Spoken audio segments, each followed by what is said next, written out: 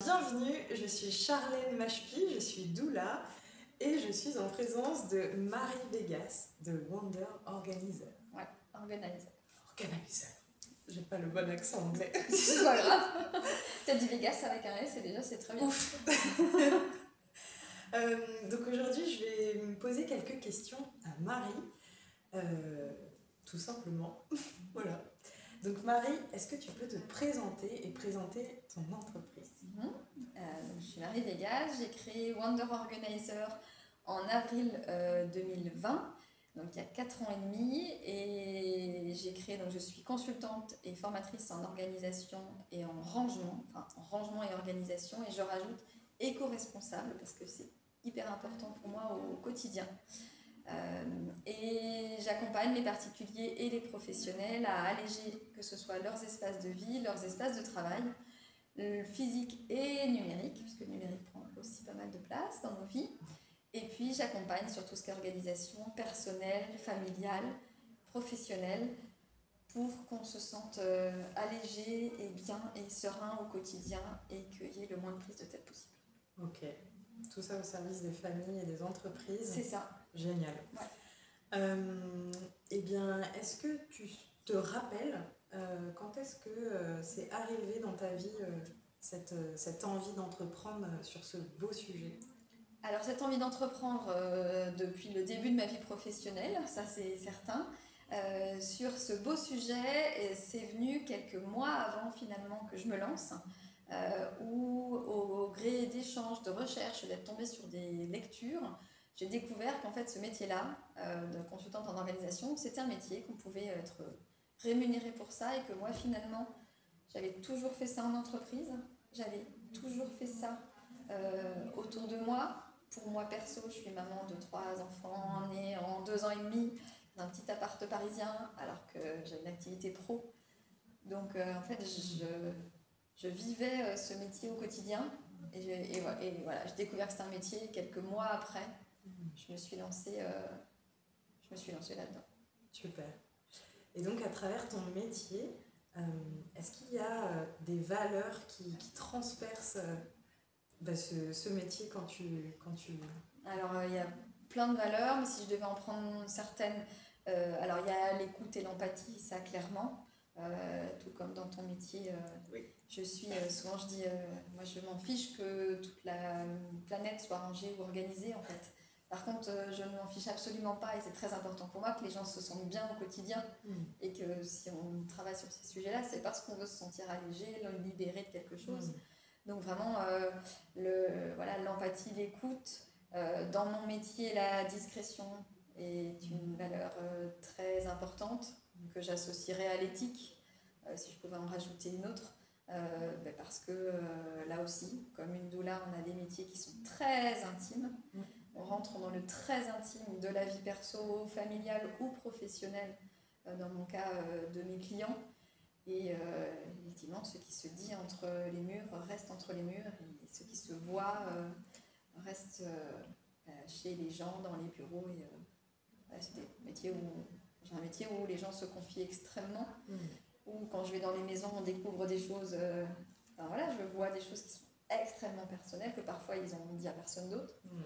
Donc voilà, c'est des valeurs qui, en tout cas, pour moi, je pense, sont dans le top de ce qui est important pour moi, en tout cas, au quotidien. Ok, super. Donc, assez proche, en effet, des valeurs des doulas. Écoute, empathie, discrétion, éthique. Super. Est-ce que tu te sens prête pour des mises en situation? Ouais. Okay. C'est mon quotidien. Génial. Donc, je vous ai concocté 5 mises en situation. La première, c'est: je suis une femme enceinte et je suis en train de préparer la chambre de mon bébé. Est-ce que tu as des petites astuces pour moi, Marie? Alors oui, des petites astuces en rangement et en organisation. Le moins est toujours l'ennemi, l'ami du bien. En tout cas, je ne sais plus quelle est la formule, mais en tout cas, ne pas trop en avoir quand on est jeune maman. Et je suis passée par là, j'en ai eu un, puis après j'en ai eu 2. Donc la quantité d'objets, évidemment, j'ai été très concernée par ce sujet de double transat, double tout, double... Voilà. Okay. Donc de ne pas forcément encombrer trop tôt et souvent d'attendre que bébé soit là, en fait. Okay. Je trouve que souvent, surtout pour le premier, on va encombrer beaucoup, et donc forcément dans la logistique au quotidien, on va rencontrer de l'encombrement physique, on va rencontrer, finalement on se rend compte qu'on peut facilement laver, qu'on achète plein de types d'écharpes, plein de types de poussettes, des poussettes compliquées, puis qu'en fait on se rend compte que finalement tout ça sert pas des masses. Donc c'est mon premier conseil, ce serait d'attendre en fait que bébé arrive, d'avoir le minimum en fait, et puis de se dire faisons-nous confiance, et quand bébé sera là, en plus je trouve selon les bébés, les besoins ne sont pas les mêmes. Ouais.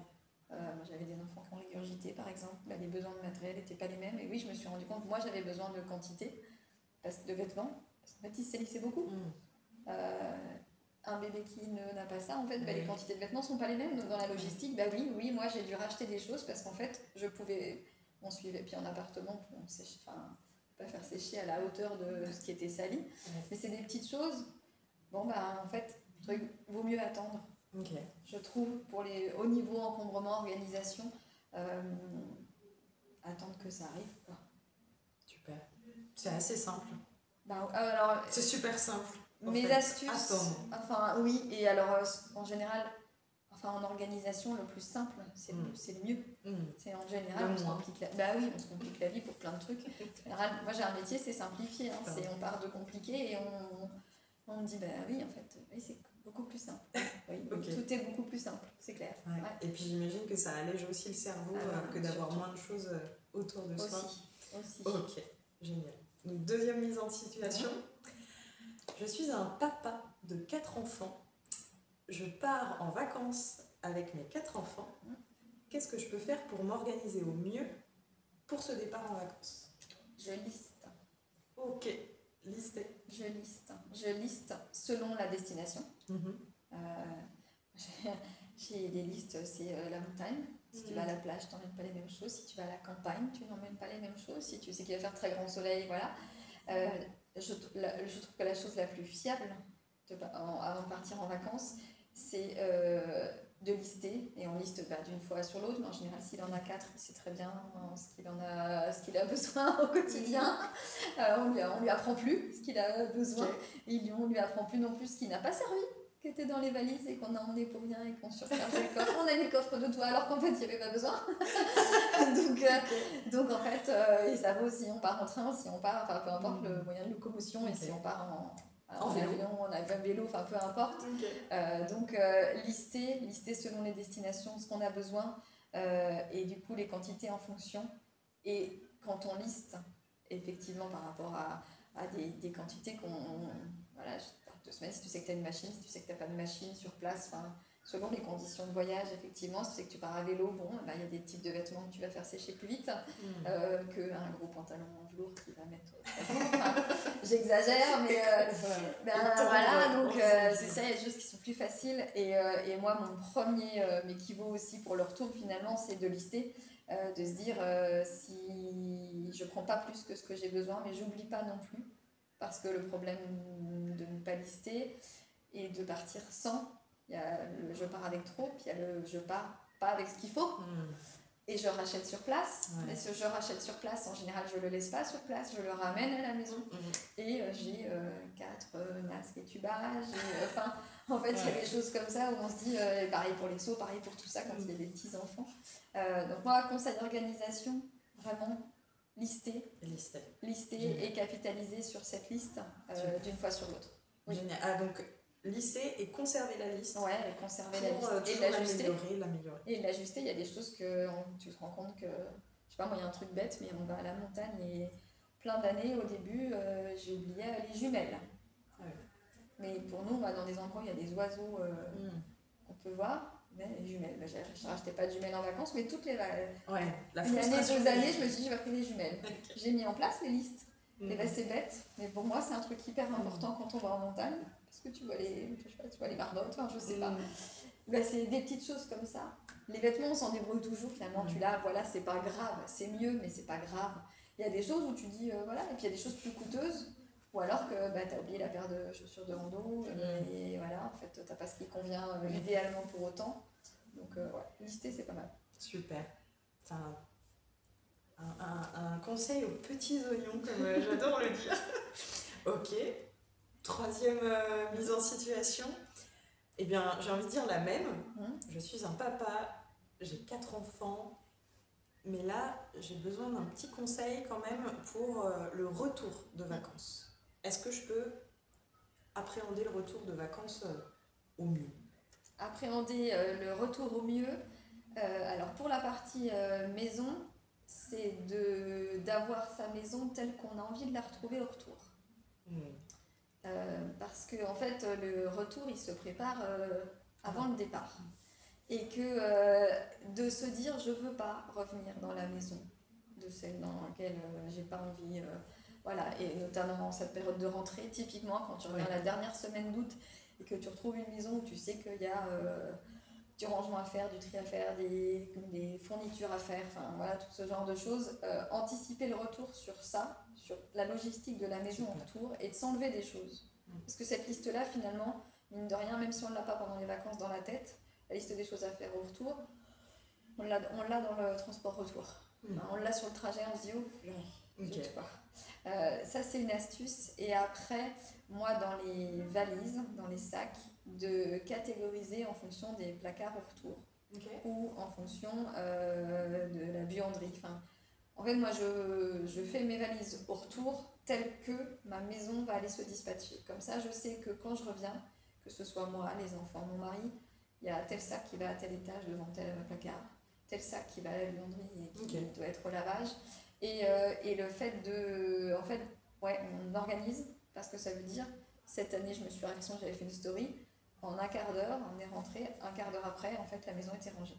Et pourtant, on est parti à 5 avec des affaires pour 5, quoi. Boum, boum, boum, chacun a pris sa pile, allez hop, dans ton placard, terminé. C'est super. Bien. Ça, c'est confort, quoi.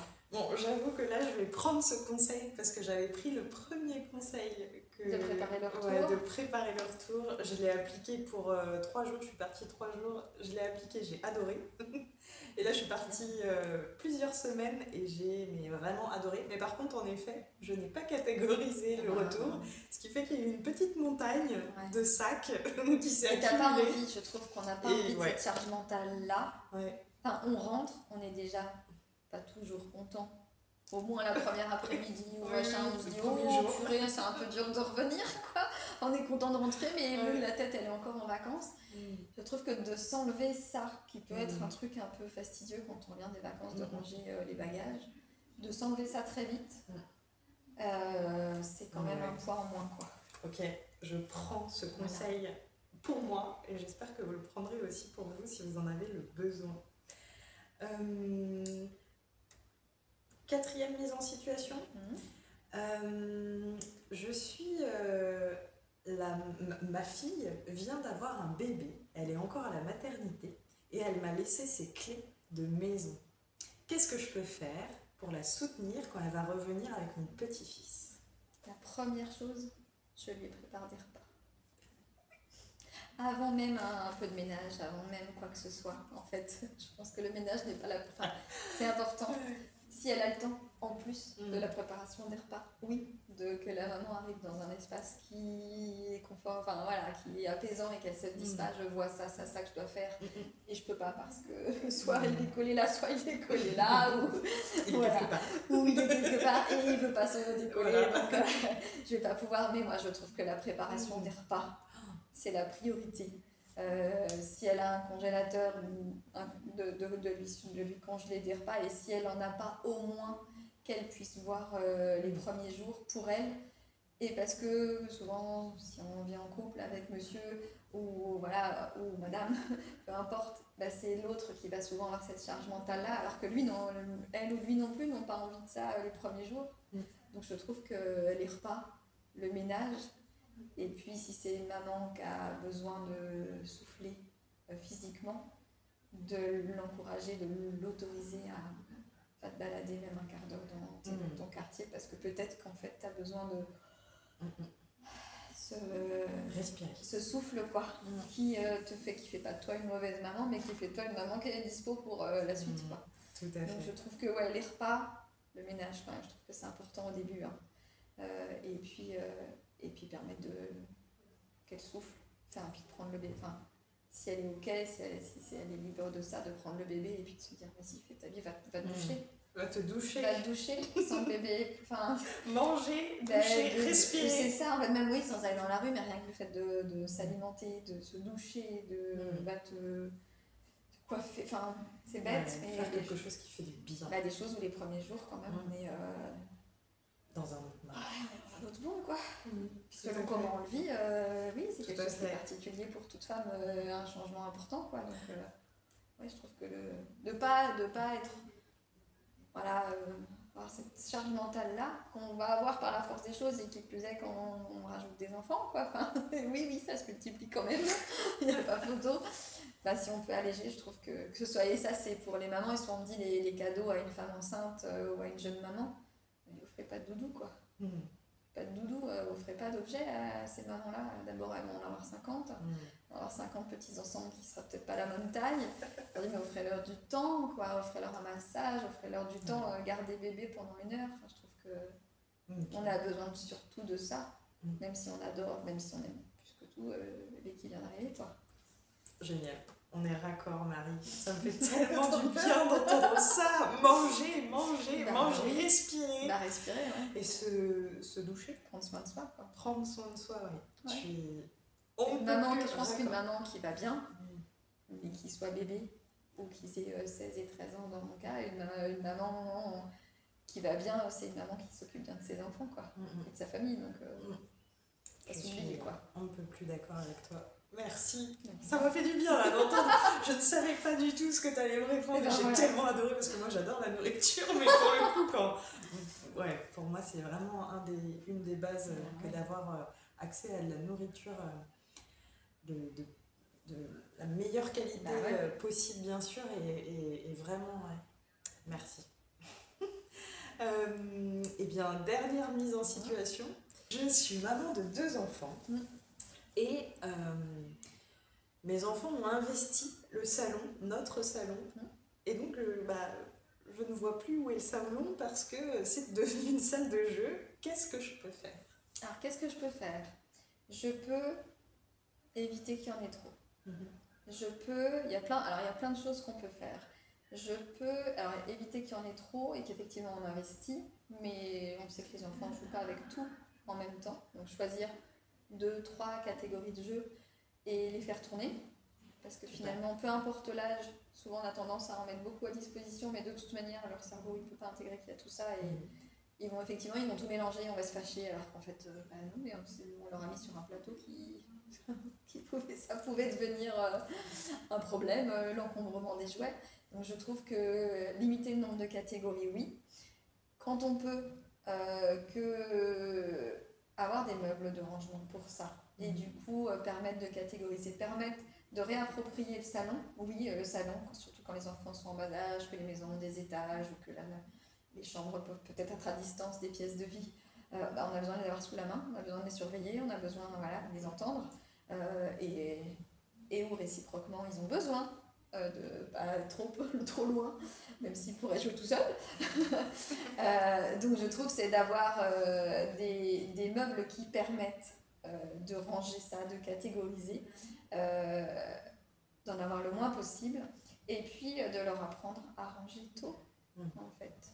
Les enfants, et encore plus s'il n'y a pas trop de catégories, c'est que c'est facile d'avoir des boîtes avec identifier ce que c'est. Pour les enfants non lecteurs, moi je fais des étiquettes avec une tête de Playmobil, de figurines, de ce qu'on veut, du poupée, de balles, enfin ce qu'on veut, tous les jeux.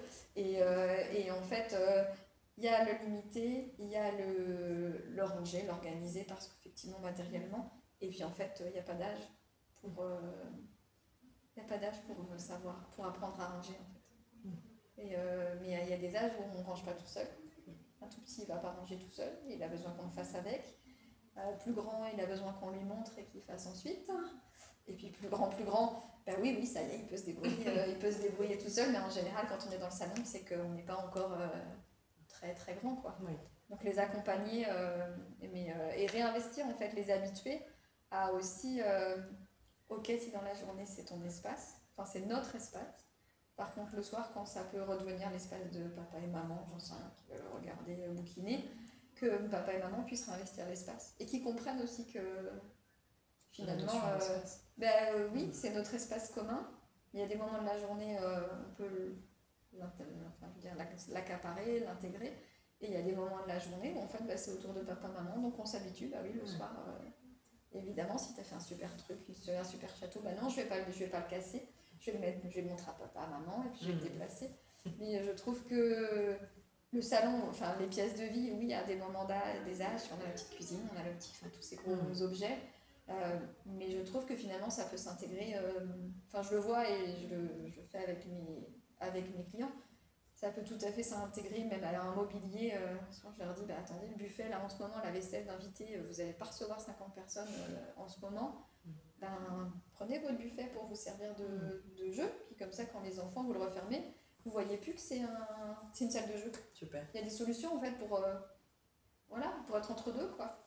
Je trouve que c'est le bon compromis pour ne pas toujours avoir des énormes choses qui sont dans le salon. Enfin, c'est ok, mais voilà, moi je trouve que de leur rappeler que c'est pas que eux, c'est bien aussi. Super, merci. De rien. Eh bien, on passe à la troisième partie de cette interview qui est les 3 astuces. Est-ce que toi, dans le top 3 de toutes les astuces qui existent dans ton métier et dans ce que tu mets en place au quotidien, c'est quoi vraiment les 3 pépites? Alors, les 3 pépites à retenir, la première astuce pour bien ranger, c'est alléger. C'est désencombrer.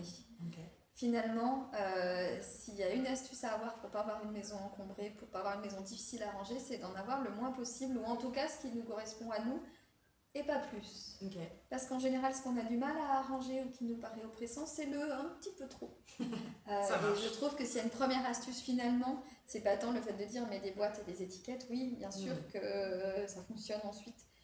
Pour moi, la première chose, c'est alléger. Okay. Et alléger et en avoir moins. La deuxième chose, c'est une place pour chaque chose et chaque chose à sa place. Okay. Et c'est effectivement, oui, cette partie rangement. On parlait des enfants, mais ça marche pour tout le monde et pour les mamans et les papas aussi. Tout le monde. Oui, c'est effectivement de catégoriser, que ce soit une boîte, un sac, peu importe le contenant, peu importe sa couleur, j'ai envie de dire, il y a autant d'unités de rangement qu'il y a de goût pour chacun. Mais oui, de catégoriser et qu'on sache que c'est à cet endroit-là et qu'on mette ce que c'est dessus. Et je disais tout à l'heure pour les étiquettes pour les enfants, c'est la petite étiquette imprimée ou écrite pour les adultes. Mais le fait que le cerveau sache où ranger en fait. Okay. Et c'est là où pour les enfants, souvent les enfants, on leur met plein de boîtes, mais ils ne savent pas dessus ce que c'est. Et on les rouspète parce qu'en fait ils ont tout mélangé. Oui, mais ils ne sont pas devins.